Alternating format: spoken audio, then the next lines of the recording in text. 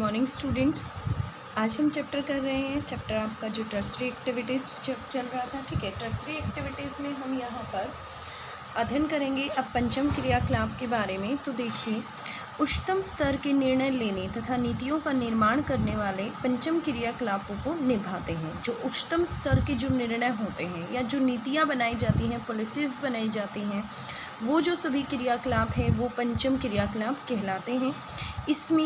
इनमें और ज्ञान आधारित उद्योग जो सामान्यतः चतुर्थ सेक्टर से जुड़े होते हैं में सूक्ष्म अंतर है। ठीक है, मैंने आपको जब चतुर्थ जो क्रियाकलाप हैं उसके बारे में पढ़ाया था तो वहाँ पर मैंने ये बताया था कि जो ज्ञान से संबंधित आधारित चीज़ें हैं, ठीक है, वो कहाँ सम्मिलित की गई हैं? चतुर्थ सेक्टर में सम्मिलित की गई हैं। तो चतुर्थ सेक्टर और जो पंचम सेक्टर है उसमें क्या है? सूक्ष्म सा अंतर है। पंचम क्रियाकलाप क्या होता है? पंचम क्रियाकलाप वे सेवाएं हैं जो नवीन एवं वर्तमान विचारों की रचना, उनके पुनर्गठन और व्याख्या, आंकड़ों की व्याख्या करना, प्रयोग तथा नई प्रौद्योगिकी के मूल्यांकन पर केंद्रित होती हैं। प्राय इन्हें शरणकोलर कहा जाता है। ये व्यवसाय तंत्रिक सेक्टर का एक और उपभाग है। ठीक है, एक और उपभाग मतलब एक चतुर्थ उसका उपभाग हो गया और एक इसका ये उपभाग हो गया। ठीक है, तो इसके टोटल कितने पार्ट्स हो गए? क्या नाम है, ये किसका पार्ट है? टर्सरी एक्टिविटीज़ का ही एक पार्ट है जो वरिष्ठ व्यावसायिक कार्यकारियों और सरकारी अधिकारियों, अनुसंधान वैज्ञानिकों, वित्त एवं वित्त परामर्शदाताओं इत्यादि की विशेष और उच्च वेतन वाली जो कुशलताओं का प्रतिनिधित्व करते हैं। ठीक है, जो विशेष है और जिनका वेतन क्या है? काफ़ी उच्च है, उनका ये प्रतिनिधित्व करते हैं। उन्नत अर्थव्यवस्थाओं की संरचना में उनका महत्व उनकी संख्या से कहीं अधिक होता है। देखिए, यदि हम एक डेवलप इकोनॉमी की बात करें तो वहाँ पर हम देखेंगे कि जो इनके इम्पोर्टेंस है, जो पंचम सेक्टर है उसके अंदर कम लोग ही इन्वॉल्व होते हैं। ठीक है, लेकिन जो इनकी इम्पोर्टेंस है इकोनॉमी में वो काफ़ी ज़्यादा है। बाह्य स्रोतन के परिणाम स्वरूप भारत, चीन, पूर्वी यूरोप, इजराइल, फिलीपींस, कोस्टारिका में सभी में बड़ी संख्या में कॉल सेंटर खुले हुए हैं। इससे इन देशों में नए काम उत्पन्न हुए हैं। बाह्य स्रोतन उन देशों में आ रहे हैं, बाह्य स्रोतन बाहर से जो लोग आ रहे हैं वो उन देशों में आ रहे हैं जहां सस्ता व कुशल श्रम उपलब्ध हैं। वे उत्प्रवास वाले देश हैं जहां से उत्प्रवास होता है। ठीक है, फिर उसके बाद कहता है बाह्य स्रोतन के द्वारा काम उपलब्ध होने पर इन देशों में प्रवास कम हो जाता है। बाह्य स्रोतन के द्वारा यदि काम उपलब्ध हो जाता है, देखिए जहाँ पर चीप लेबर मिल रही है वहाँ पर आकर कोई दूसरी कंट्री क्या करती है? इन्वेस्टमेंट करती है। तो ये कहता है कि जो ऐसी कंट्रीज जिनमें इन्वेस्टमेंट की गई हैं वहाँ पे यदि हम प्रवास देखें, जो माइग्रेशन देखें, वो काफ़ी कम हो जाता है। ठीक है, क्योंकि उन्हें काम वहीं मिल जाता है, इसलिए उन्हें कहीं बाहर जाने की ज़रूरत नहीं होती है। बाह्य स्रोतन वाले देश में अपने यहाँ काम तलाश कर रहे युवकों का प्रतिरोध झेल रहे हैं। देखिए, बाह्य स्रोतन वाले जो देश हैं वो उनके वहाँ काम कर रहे युवकों का प्रतिरोध झेल रहे हैं। बाह्य स्रोतन के बने रहने का मुख्य कारण तुलनात्मक लाभ है। जो बाह्य स्रोतन बना हुआ है, ठीक है, तो उसका मतलब जो मुख्य कारण है वो क्या है? तुलनात्मक, जो उससे लाभ हो रहा है, जो उससे प्रॉफिट हो रहा है। पंचम सेवाओं की नवीन प्रक्रियाओं में ज्ञान प्रक्रमण, बाह्य स्रोतन और होम शोरिंग है। ये कहता है जो पंचम यदि सेवाओं की बात करूं, जो आपका पंचम सेक्टर है, ठीक है, यदि मैं उसकी बात करूं तो उसमें किसको सम्मिलित किया गया है? नवीन प्रवृत्तियों में ज्ञान प्रक्रमण का बाह्य स्रोतन, ठीक है, जिसे क्या बोला गया है? KPO बोला गया है। और होम शोरिंग इसमें सम्मिलित है जो बाह्य स्रोतन का ही एक विकल्प है। ज्ञान प्रकरण बाह्य स्रोतन उद्योग व्यवसाय प्रक्रमण बाह्य स्रोतन से भिन्न है क्योंकि इसमें उच्च कुशल कर्मी सम्मिलित होते हैं। ये क्या कहते हैं यहाँ पर कि जो बाह्य स्रोतन एक विकल्प है, प्रकरण जो बाह्य स्रोतन उद्योग व्यवसाय है उसमें प्रकरण बाह्य स्रोतन से भिन्न है। क्यों भिन्न है? क्योंकि इसमें उच्च कुशल कर्मी सम्मिलित होते हैं। यह सूचना प्रेरित ज्ञान की बाह्य स्रोतन है। ज्ञान प्रकरण बाह्य स्रोतन कंपनियों को अतिरिक्त व्यावसायिक अवसरों को उत्पन्न करने में सक्षम बनाता है। ज्ञान प्रकरण क्या करता है? जो बाह्य स्रोतन कंपनियां होंगी उनमें अतिरिक्त व्यावसायिक अवसरों को उत्पन्न करने का सक्षम बनाता है। ज्ञान प्रकरण बाह्य स्रोतन के उदाहरणों में अनुसंधान और विकास क्रियाएं जैसे ई-लर्निंग है, व्यवसाय है, अनुसंधान है, बौद्धिक संपदा अनुसंधान है, ठीक है, कानूनी और व्यवसाय बैंकिंग सेक्टर आते हैं। बाह्य स्रोतन क्या है अब वो देख लेते हैं। बाह्य स्त्रोतन अथवा ठेका देना दक्षता को सुधारना होता है, ठीक है। वहाँ की जो क्वालिटी है, एबिलिटी है, कैपेबिलिटी है, उसको सुधारना होता है। और जो उसमें खर्चा आता है, लागत आती है, उसको घटाना होता है। किसी बाहरी अभिकरण को काम सौंपना होता है, किस लिए? ताकि दक्षता में सुधार आए और जो लागत हो वो कम हो इसमें। जब बाह्य स्त्रोतन में कार्य समुद्र पार के स्थानों पर स्थानांतरित कर दिया जाता है तो उसे अपतरण या ऑफशोरिंग कहा जाता है। अब आपसे एक क्वेश्चन आया यहाँ से ये बन जाता है कि ऑफशोरिंग किसे कहा जाता है? तो जो समुद्र पार किसी भी व्यापार को स्थानांतरित कर दिया जाता है तो उसे ऑफशोर कहा जाता है। यद्यपि दोनों अपरतन और बाह्य स्त्रोतन का प्रयोग इकट्ठा किया जाता है, ऑफशोरिंग और बाह्य स्त्रोतन दोनों का ही प्रयोग इकट्ठा किया जाता है। जिन व्यापारिक क्रियाकलापों को बाह्य स्त्रोतन किया जाता है उनमें सूचना प्रौद्योगिकी, मानव संसाधन, ग्राहक सहायता और कॉल सेंटर और कई बार विनिर्माण तथा अभियांत्रिकी भी शामिल की जाती हैं। आंकड़ा प्रक्रमण जो सूचना प्रौद्योगिकी से संबंधित एक सेवा है। आंकड़ा जो डाटा कलेक्शन है, ठीक है, वो भी एक सूचना प्रौद्योगिकी से संबंधित एक सेवा है जिसे आसानी से एशियाई, पूर्वी यूरोपीय और अफ्रीका देशों में क्रियान्वित किया गया है। इन देशों में विकसित देशों की अपेक्षा पारिश्रमिक पर अंग्रेजी भाषा में अच्छी निपुणता वाले, देखिए जो विकसित देशों की अपेक्षा यहाँ पर हम बात करें तो कम पारिश्रमिक पर मतलब कम वेतन पर अंग्रेजी भाषा में अच्छी निपुणता वाले सूचना प्रौद्योगिकी में कुशल कर्मचारी उपलब्ध हो जाते हैं। इन कंट्रीज़ में जो इंग्लिश में लैंग्वेज में एक्सपर्ट होते हैं, ठीक है, जिनकी स्किल्स अच्छी होती हैं, वो जो मतलब कर्मचारी हैं यहाँ आसानी से उपलब्ध हो जाते हैं। अतः हैदराबाद तथा मनीला कहाँ पे है? फिलीपींस में। फिलीपींस की कैपिटल ही मनीला है। मनीला में स्थापित एक कंपनी भौगोलिक सूचना तंत्र की तकनीक पर आधारित परियोजना पर संयुक्त राज्य अमेरिका अथवा जापान जैसे देशों के लिए काम कर रही है। जो किस पे आधारित है? भौगोलिक सूचना तंत्र पर, टेक्नोलॉजी पर आधारित है। और यह कौन सी कंट्रीज़ के लिए काम कर रही है? ये संयुक्त राज्य अमेरिका तथा जापान जैसे देशों के लिए काम कर रही है। श्रम संबंधी कार्यों को समुद्र पार क्रियान्वित करने से, चाहे वह भारत और चीन और यहाँ तक कि अफ्रीका का काम हो, सघन जनसंख्या वाले देश बहुत सावाना हो, ऊपरी लागत बहुत कम होती है, जिससे यह सेवा क्या हो जाती है? लाभदायक हो जाती है। अब लास्ट टॉपिक है इसका अंकीय विभाजक क्या है? ये भी हमारा पंचम क्रियाकलाप में सम्मिलित है। तो ये देख लेते हैं कि अंकीय विभाजक क्या होता है, द डिजिटल डिवाइड क्या है। तो देखिए, सूचना और संचार प्रौद्योगिकी पर आधारित विकास से मिलने वाले अवसरों का वितरण, जो सूचना और संचार प्रौद्योगिकी, ठीक है, पर आधारित विकास से मिलने वाले जो अवसर हैं उनका वितरण पूरे ग्लोब में क्या है? असमान है, ठीक है। कहीं पर मतलब ये फैसिलिटी अच्छे से है, सूचना और संचार प्रौद्योगिकी अवेलेबल है, कहीं पर नहीं है। तो जो इसका वितरण है कहीं पर कम है, कहीं पर ज़्यादा है, इसलिए इसे क्या बोला गया है? असमान वितरण बोला गया है। देशों में विस्तृत राजनीति और सामाजिक भिन्नताएं पाई जाती हैं। निर्णायक कारक यह है कि कोई देश कितनी शीघ्रता से अपने नागरिकों को सूचना और संचार प्रौद्योगिकी तक पहुंच है। देखिए, निर्णायक कारक क्या है कि यदि कौन सा देश ऐसा है, मतलब उनके जो नागरिक हैं, उनके जो सिटीजन्स हैं, उनकी कितनी शीघ्रता से वहां तक पहुंच है या वे उसे उसके लाभ उपलब्ध करा सकते हैं। विकसित देश की यदि बात करें तो सामान्य दिशा में इस रूप में आगे बढ़ गए हैं, जबकि विकासशील जो देश हैं वो इसमें पिछड़ गए हैं। इसी को अंकीय विभाजक कहा जाता है।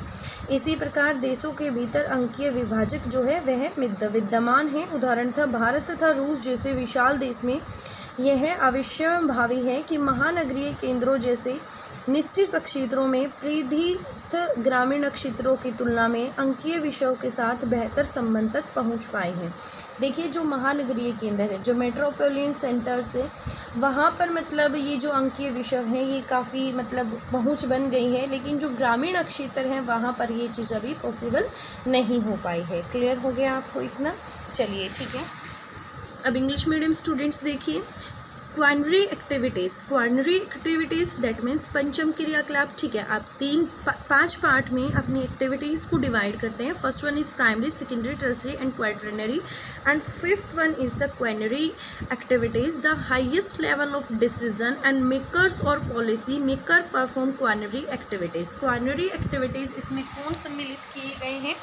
जो हाईएस्ट लेवल है, डिसीजन मेकर्स जो हैं, ठीक है, जिनका हाईएस्ट लेवल है, पॉलिसीज़ जो बनाते हैं, मतलब वो इस एक्टिविटीज़ के अंदर इन्वॉल्व हैं, दीज आर सब्टली डिफरेंट, ये थोड़े से अलग हैं, ठीक है। The knowledge based on industry, जो ज्ञान के आधार पर जो उद्योग स्थापित किए जाते हैं उनसे यहाँ पर एक मतलब छोटा सा डिफरेंस है। फॉर जो हमने क्वाड्रिनरी एक्टिविटीज़ पढ़ी थी उनसे यहाँ पर एक छोटा सा डिफरेंस है, ठीक है।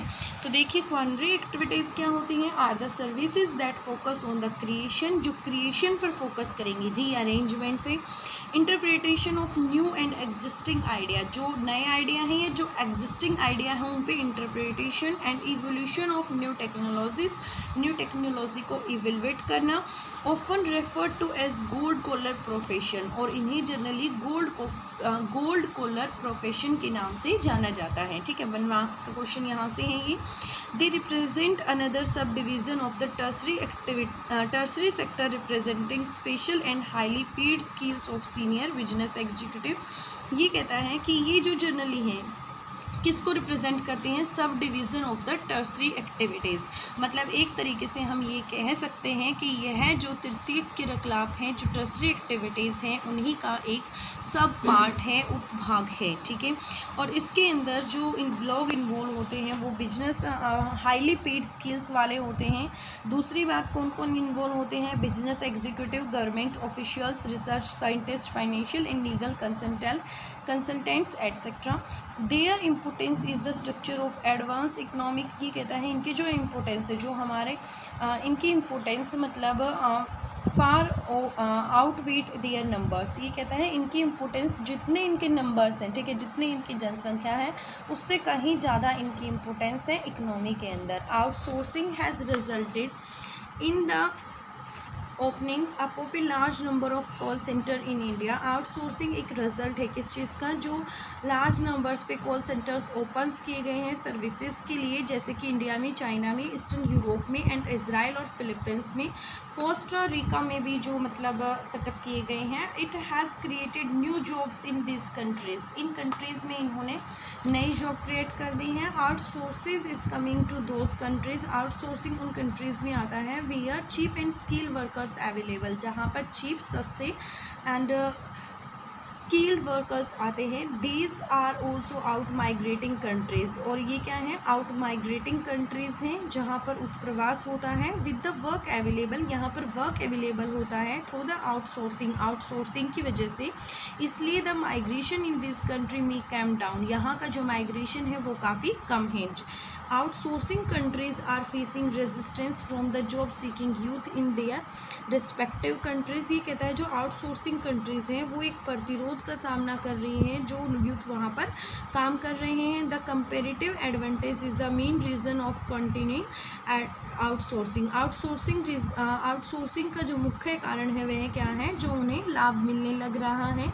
न्यू ट्रेंड इन क्वेनरी सर्विसेज के अंदर जो न्यू ट्रेंड है वो क्या है, इसके अंदर 2 चीज़ों को इन्वॉल्व किया गया है। फर्स्ट जो नॉलेज प्रोसेसिंग आउटसोर्सिंग है, और दूसरा इसमें होम शोरिंग को इन्वॉल्व किया गया है। The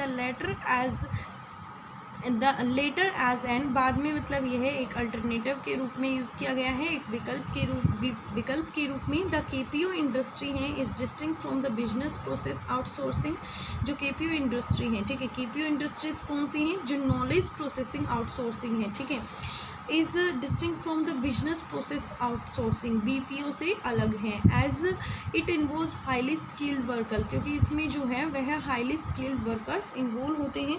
it is a information driven knowledge outsourcing, KPO enable companies to create additional business opportunities, KPO जो है वह कंपनी को इस योग्य बनाता है कि वह क्रिएट कर सके एडिशनल बिजनेस अपॉर्चुनिटीज़ को। एग्जाम्पल ऑफ केपीओ के अंदर इंक्लूड किया गया है रिसर्च एंड डेवलपमेंट एक्टिविटीज़ को, ई लर्निंग को, बिजनेस रिसर्च को, intellectual property research in legal profession and banking sector is also involve in it.